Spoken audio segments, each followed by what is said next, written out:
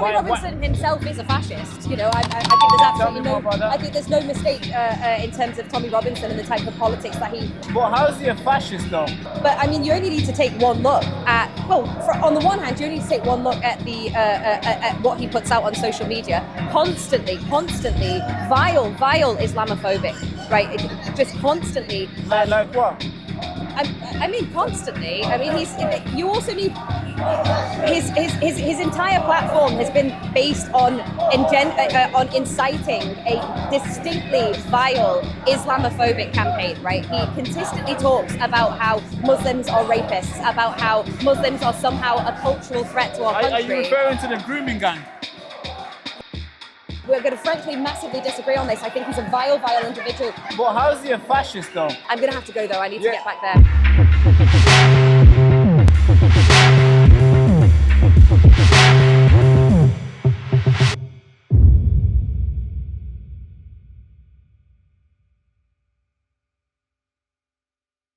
If we're really concerned about protests being funded, we need to be looking at the other side. I mean, in terms of, you look at the Tommy Robinson demonstration that happened in London last weekend. Okay, how do you think about that? It was terrifying. Yeah, I mean, it's the biggest fascist-led demonstration that we've ever seen on the streets of the UK. You think that? It is. It's the biggest. I mean, you look at back in the 1930s, we had the rise of the far right with Oswald Mosley. He never got that many people on the streets. The National Front never got that many people on the streets. Because I was there with my team reporting as well, just like I am over here on the counter protest last week and the big Tommy Robinson protest.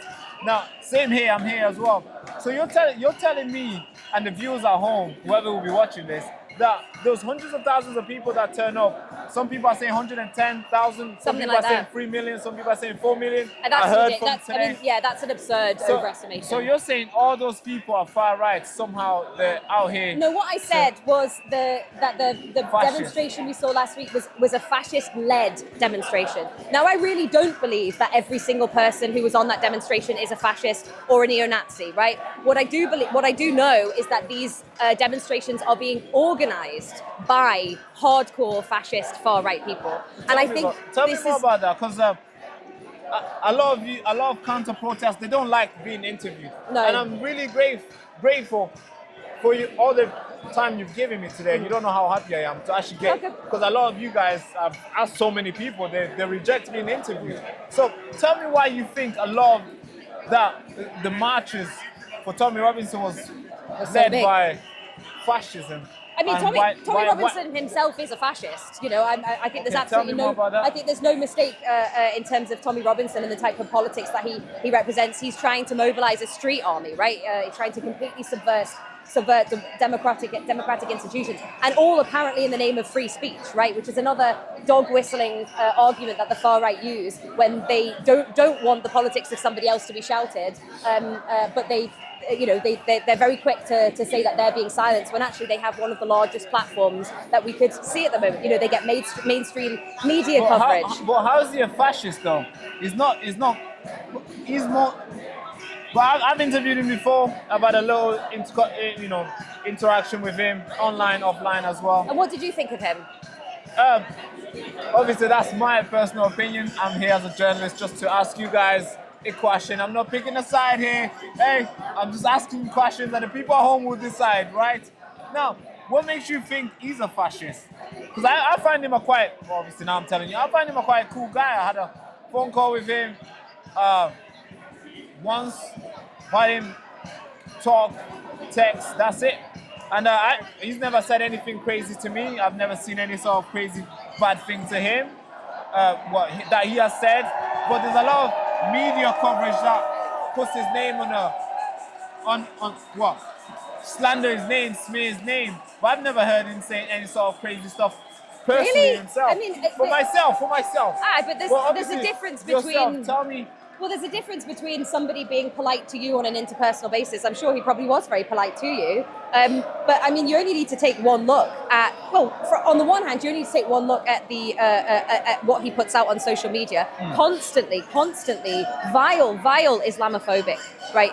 Just constantly. Like what? Because we follow each other on X. I believe, obviously, I'm probably going to check you out online. I'll probably follow you as well. and obviously it'll be cool if we follow each other too. So I follow a lot of people. I mean, what's up? Post does he put that's far right or Islamophobia? I mean, constantly. I mean, you also need his entire platform has been based on inciting a distinctly vile Islamophobic campaign. Right? He consistently talks about how Muslims are rapists, about how Muslims are somehow a cultural threat to our country. Are you referring to the grooming gang? I'm talking about what Tommy Robinson talks about, but that's actually a very good example, right? Okay, we have had several issues with grooming gangs in the UK. Only one of them has made media headlines, right? Because this was facilitated by Tommy Robinson, right? Every week we read about sexual assault victims where white men have been the perpetrators, right? But when you only look at a particular ethnic minority and when you only say it is a problem because they are committing these sexual assaults, and don't get me wrong, sexual violence I stand against in all of its forms. Right? I hope so. Yeah, I'm a very proud. I'm very proud member of the Women Against the Far Right campaign, right? Where we understand that sexual assault, sexual violence towards women is an extremely rampant problem that we have in our society. That needs fixing as well. Absolutely needs fixing. But to point the finger at one ethnic minority and say that they are the ones who are committing this is frankly racist. It's undeniably racist because we are seeing sexual assault, sexual violence committed by men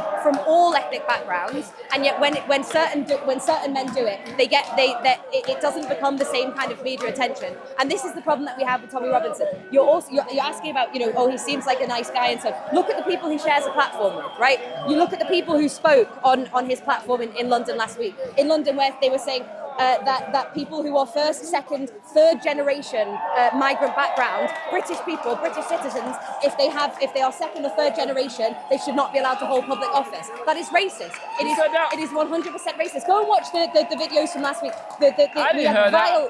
I was at the Medium. Medium. I was at the Medium, but I'll check it out. I'd really encourage you to watch all of the different speakers on his platform. All you have to do is look at, if you don't agree that him and his, I mean, we're going to frankly massively disagree on this. I think he's a vile individual who is hell-bent on perpetuating racism and Islamophobia in this society. But all you have to look at is who he shares his time with. I'm going to have to go though. I need to get back there. I'm really grateful for your time. That's right. Just before he kicks off, I want to ask, what would be the outcome for this? For you today, what are you seeking the outcome would be? Last question. Okay, a few things. One, to demonstrate that the anti-racist movement in this country is the majority, right? Okay. I think at the moment it looks, they would like people to think that they are the majority at the moment. I know that the vast majority of this country is anti-racist, right? That we're not going to stand and let refugees be scapegoated for the problems in society. The problems in society, the housing crisis, the collapse of the NHS, stagnant wages, unemployment, and so on, they are not caused by refugees. They are caused by decades of austerity, by irresponsible governments who have blood on their hands. This is what I would like people to go away with thinking today, right? What we want people on their side to understand is, if they are concerned about these problems in society, listen to us, because we will help you understand where these problems really come from. We know the problem is not refugees. Refugees are not to blame for all of the horrible things that have been going on in this country for decades. All right, thank you so much. Thank you. It's been a pleasure. Now, ladies and gentlemen, patriots, truth seekers, digital warriors, as you already know, this is not just a regular broadcast. This is the Operation Airways Liberation. And of course, it's on the surge. The algorithm are trying to top us. The shadow banning our content, and the gatekeeper of this narrative are doing every single thing they can to take us down. But guess what? We are still here, and we are not going anywhere. I'm only 23 years old. I'm just getting started. And if you stand with us, this is your moment to strike back. Every pound that you've donated is a bullet in the chamber of truth. And every patron that you've pledged is a shield against this censorship. And every supporter, every subscriber is a soldier in this war of this information. And of course, we are building a channel that exposes and shakes the institution. We are rallying community to refuse to be gaslit.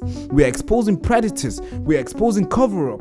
We are exposing the corruption. And they hate us for that. Of course, we're not funded by billionaires. We're being funded by you since the beginning. And if you want this voice to stay on air, if you want this resistance to grow louder, stronger, and unstoppable, this is your time to act. Don't wait until I'm gone. Don't wait until the live stream gets cut mid-sentence.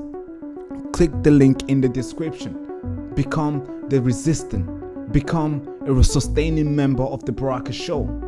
Fund the war.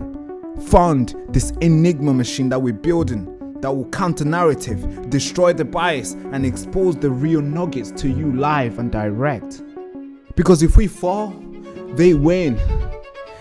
And I promised you I won't let that happen. But trust me guys, they're getting very, very close. They are getting so close.